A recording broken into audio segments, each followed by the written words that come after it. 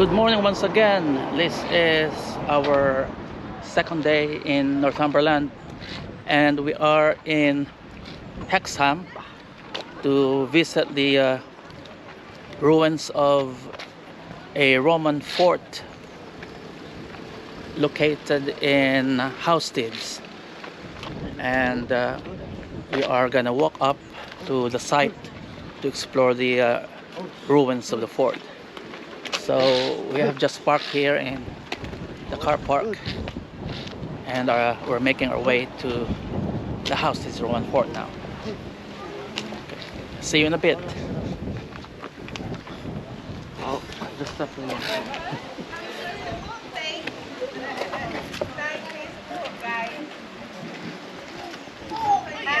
But in the fort, if you would like to join on, you are most welcome to just join on. It's free. Okay. All right. Thank you very much. No problem at all. Thank you. Have fun. Thank you.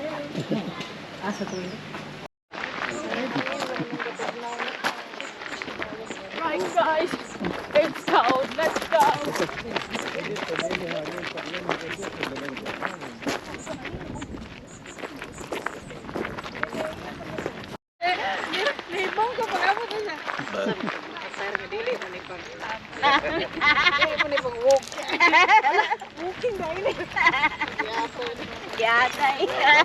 Wapo yung nagtanaw sa kuwan, basta nagtuho mo siya yung mga park na to, ganda dahil sa kuwan. Mabata, ako nag-prepare na daan, basta ilay suuton, bro.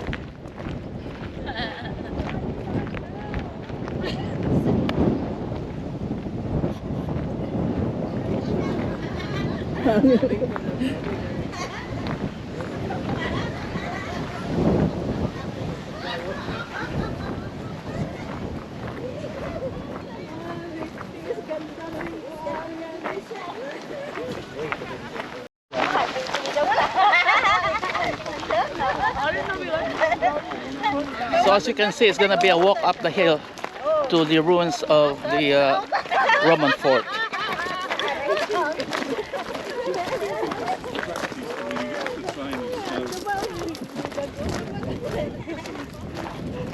Ano naman mag-short na? Ang sahod! Ang sahod! Alam mo, nag-short na! Laba mo yung The hiker The hike! was not dressed for the hike. Just like Ano kita gigiti ka? Laba mo, ano ito ko sa asdaga? The weather is Katanaw-tanaw ko it's cold. It's cloudy. No sunshine. Maganan siya ha. Maganan siya. And we're not dressed for it.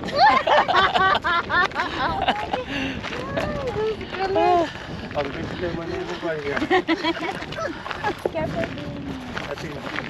Kung ginagawa, ikaon lang na. Taas pa ba ito? Ano na yun yan? Magdala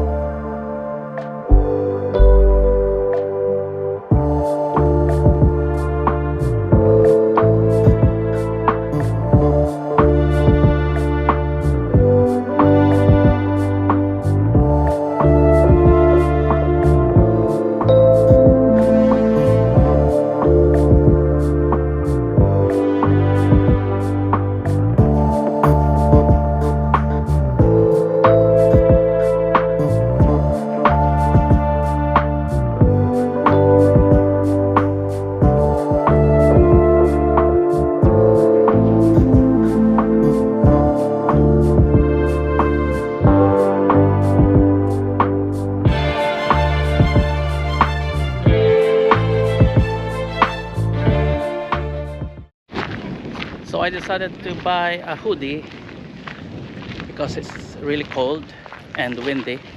So here's my hoodie. Hadrian's wall. Yeah.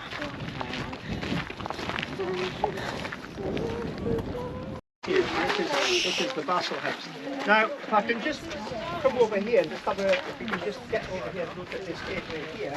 Now, that's a typical floorway. That's the road floor. You can see the stone floor coming through here. And these are where the post holes will go in. Can you see them there and there?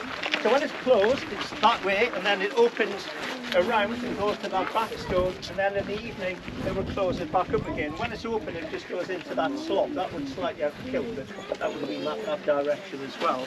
There you can see where some of the wagons have worn down the soft sandstone when they've been bringing stuff into the fort. And this stone here, there would be one of these on every of these gateways. It would have been much higher. It's sunk down now. We've been to about that height. And it's actually, we call it a taxation stone, because if you wanted to bring goods into the fort to sell to the Roman soldiers, then you'd have to go to that man who lives in the tax office. As you can see, there's a big building built out there. And you would pay him a fee, because your wagon, your axle would not go over this stone. It would actually, your axle would actually hit the stone. So what you do is you transfer your goods to a Roman wagon which has a very high axle, and then that wagon will be allowed to come in. So this is why we call them taxation stones, and I'll show you another one later on. This is a typical playing card shape of a Roman fort. Each Roman fort is broadly the same as another. The idea is if you ride from one fort to another, you wouldn't have to ask for the commanding officer's house because it's in the same position as the fort that you've come from. Typical Roman organisation, really. And the same when they're camped in tents. Their tents are set out in the same format as the forts would be. So the commanding officer's tent would be where his commanding officer's house would be, etc. It's the same organisational skills that they've got. And what is interesting with Roman forts is that there are multi-exits. They always have force, north, south, east and west. Some of them, like Chester's and Wall's End, have 5, 6 or even 7 exits, because they are all about getting men out rather than keeping them in. And when you analyse the Roman forts when they were built in 122, they were never built for defensive purposes. That might sound weird, but actually, because of the way that the Romans never intended to defend these, they were just purely to billet the men and have a centre for the officers. Because if they wanted to defend them, they would have built them in a different format to what they are doing then. Because interestingly, in the 4th century, when they think there was a lot of problems in the area, then they actually changed some of the forts and make them more defendable then, because they were realising that they were starting to be in a bit of trouble. And in the 4th century, the village or the beacon. Now that tells you it can't be Roman, because they're not going to block it up. This is a 13th century longhouse.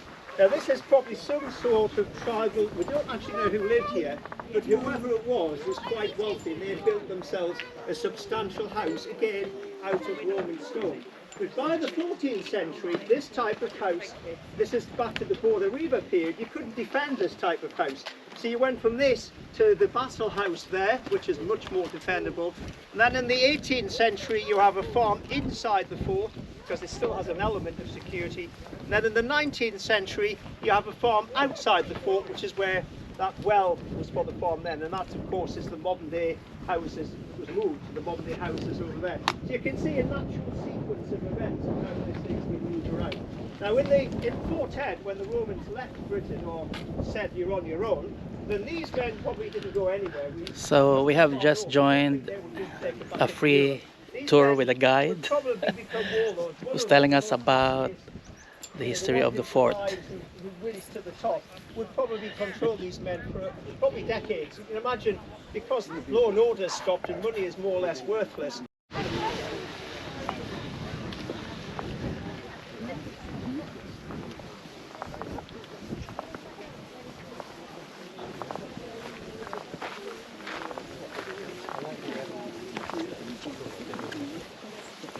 Yeah.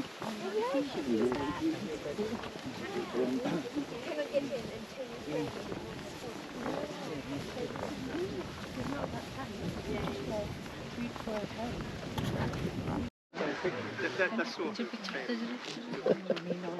So this is a small bathhouse.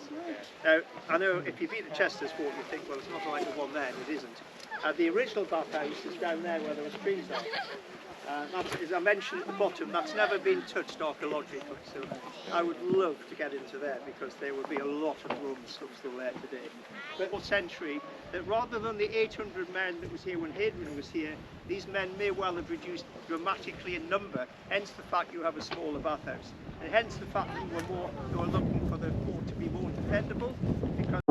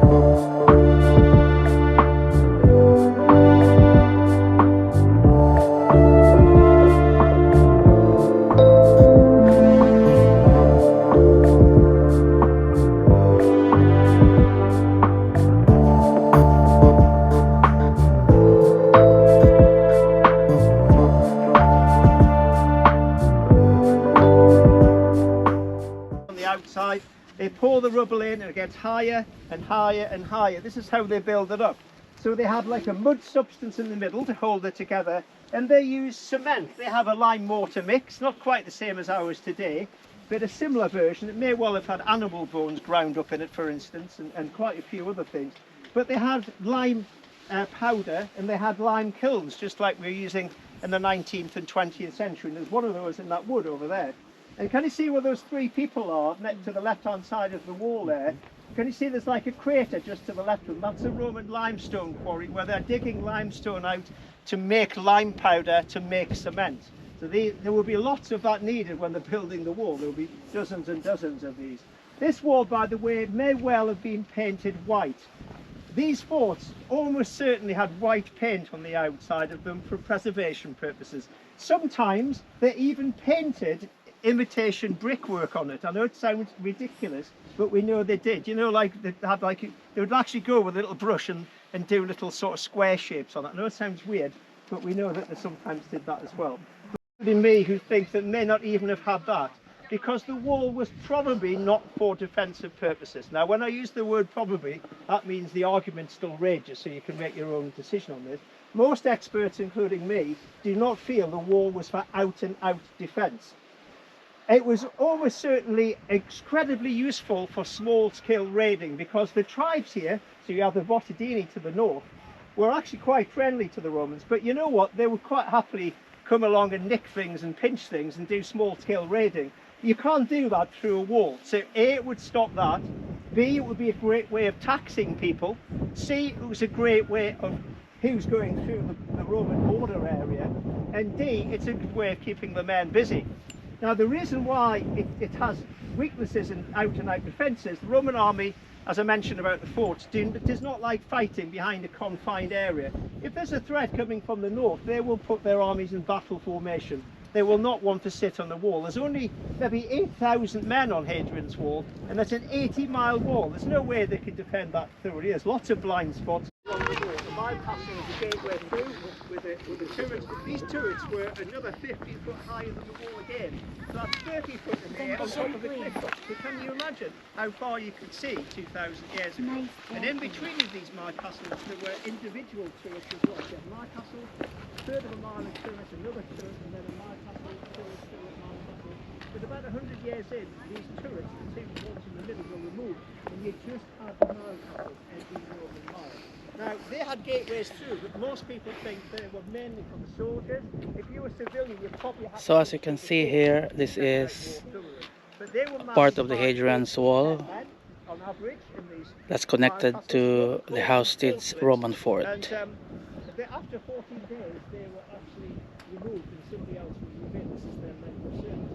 This is where you get the Northumberland Fort. This is where it comes from, another legacy of the Romans, really. What is interesting is that 20 years after the wall was built, Hadrian's dead in 138. His successor, Antonine, he decides to attack